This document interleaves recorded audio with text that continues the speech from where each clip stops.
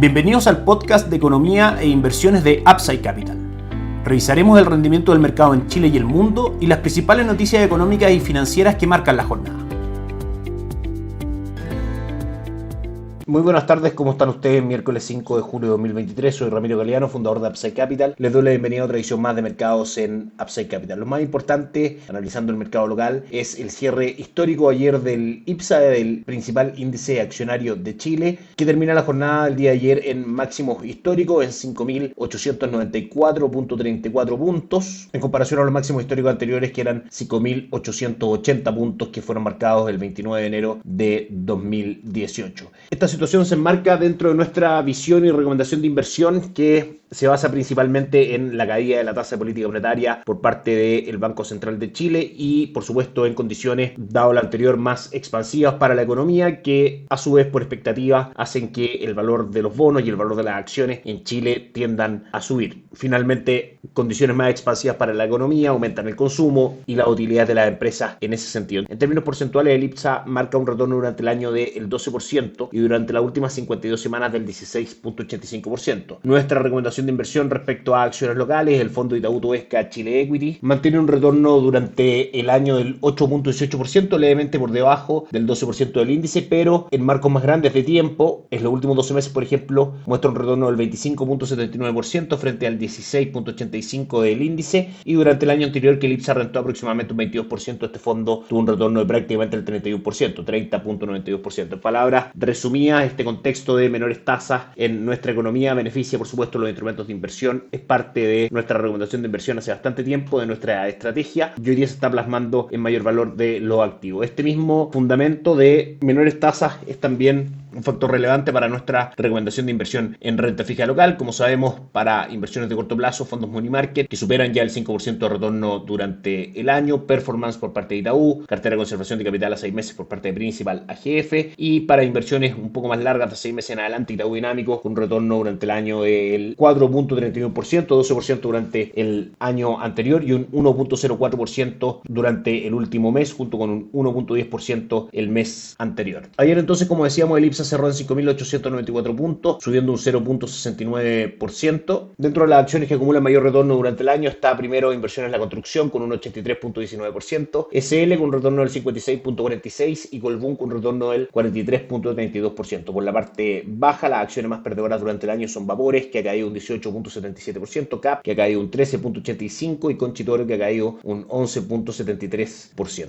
Como comentábamos, entonces ayer el IPSA mostró un upside del 0.69%, 5.894 puntos fue el cierre. El dólar cerró en 799, prácticamente sin variaciones, y el cobre cerró ayer con una leve caída del 0.07% en $3.78 por libra de cobre. El cobre el día de hoy cotiza en 3.75, cayendo un 0.7%, impulsado a la baja principalmente por la lectura de los índices de gerentes de compra, índices PMI del sector de servicio, esta vez que marcó 53.9 puntos por debajo de los 57.1 puntos que había marcado la vez anterior y por debajo también del consenso de mercado. El PMI compuesto finalmente, que promedia el PMI del sector manufacturero con el sector de servicios, marcó 52.5 puntos por debajo de los 55.6 esperados. Es decir, el mercado espera un menor dinamismo en el área manufacturera y en el área de servicios de China, el mayor consumidor de cobre, y por lo mismo el cobre tiende a caer el día de hoy cotizando en 3.75. Gráficamente hablando, de mantenerse esta presión bajista, debe encontrarse con la línea de tendencia alcista que mantiene desde mediados del año 2022, probablemente en 3.70. Veremos cómo se comporta el mercado en esos niveles. Si nos vamos al dólar, que ayer, como decíamos, cerró en 799 sin variaciones, el día de hoy cotiza en 796, cayendo prácticamente 3 pesos sin grandes variaciones tampoco en esta jornada. Como sabemos, la visión para el dólar que tenemos, principalmente por el movimiento que debería tener el dólar index, el dólar en el mundo, que sería principalmente bajista. Para nosotros el sesgo es bajista en el dólar, que podría ir a buscar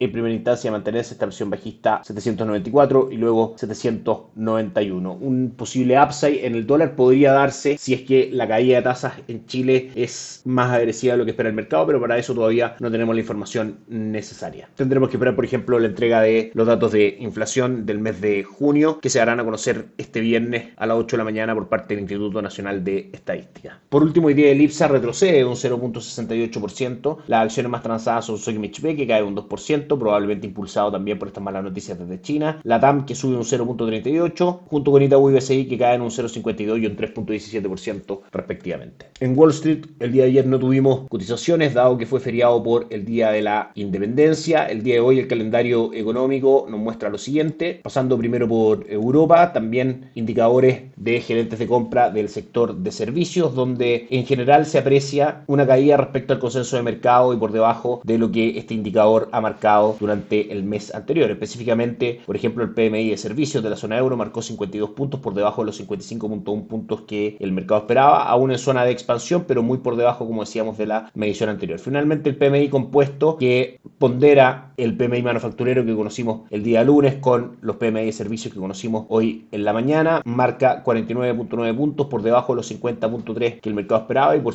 debajo de los 52.8 puntos de la medición anterior. Es decir, las expectativas de actividad en el sector manufacturero y de servicios en Europa entran en un terreno de contracción por debajo de 50 puntos. Y la noticia más importante del día desde Estados Unidos, primero conocimos los pedidos de fábrica que crecieron un 0.3%, pero por debajo de las expectativas del mercado que estaban situadas en el 0.8%. Y la noticia más importante, como decíamos, la publicación de las actas de la última reunión de la Reserva Federal, donde se decidió mantener la tasa de política monetaria en el 5.25%. En general, el mercado estaba muy atento a esta noticia para poder obtener algunas pistas y algunas señales respecto a cómo la Reserva Federal va a llevar adelante su manejo de tasa de política monetaria. Si bien la decisión de mantener las tasas en el 5.25 fue unánime, para poder evaluar finalmente lo que ha sido este ciclo de alza de tasa de política monetaria muy agresivo durante el último año, poder evaluar el efecto real en la economía, mencionan los consejeros que el mercado laboral aún se mantiene muy ajustado y que hay pocas señales de que la inflación se está desacelerando hacia la meta del 2%, aunque la tendencia ha sido, la verdad, es que bastante decidora hacia ese lado, aún no es suficiente para los consejeros de la Reserva Federal. Finalmente, casi todos los funcionarios encuentran apropiado probables aumentos de tasas adicionales, que sabemos podría ser uno para llevar la tasa al 5.5% y en el peor de los casos otro aumento más para llevar la tasa finalmente al 5.75%. Recordemos que según las predicciones de la Reserva Federal en cuanto a proyecciones macroeconómicas para los próximos años, en general la tasa de política monetaria muestra disminuciones durante el año 2024 y 2025. Ese escenario, al igual como comentábamos lo que ocurrió con el IPSA en Chile, producto de esta esperada rebaja de tasas por parte del Banco Central, lo mismo ocurrirá en el mercado en Estados Unidos y por eso forma parte de nuestra recomendación de inversión. S&P 500, que mantiene un retorno durante el año de prácticamente el 15-16%, y la renta fija, que también mantiene retornos bastante atractivos con el Fondo Renta Dinámica Global de Itaú por sobre el 4%, fondo de renta fija internacional con cobertura de tipo de cambio, el fondo Income renta fija en dólares con retornos por sobre el 2%. Con todo lo anterior, los mercados cotizan hasta ahora de la siguiente manera: el dólar index sube hoy día un 0.33 luego de conocerse el detalle de las minutas de la última reunión de la Reserva Federal. Mala jornada para Asia, probablemente incorporando en los precios estos malos índices del sector manufacturero y del sector de servicios. Hansen de Hong Kong cae un 1.57, el Nikkei 225 de Japón un 0.25 y Shanghai un 0.69. Europa hoy día también negativo, en la misma línea por malos resultados, como decíamos, de los índices de servicios y compuestos. El DAX alemán cae un 0.63 y el Eurostoxx 600 cae un 0.73%. Y la jornada en Estados Unidos es también levemente negativa, con S&P 500 cayendo un 0.14, Nasdaq cayendo un 0.05 y Dow Jones cayendo un 0.35%. Eso es todo por hoy, que estén muy bien, nos encontramos mañana. Chao, chao. Gracias por escuchar el podcast de Economía e Inversiones de Upside Capital. Te invitamos a visitar nuestro sitio web www.upsidecap.cl y contactarnos para brindarte una asesoría objetiva, sin sesgo y con una mirada global para tu inversión.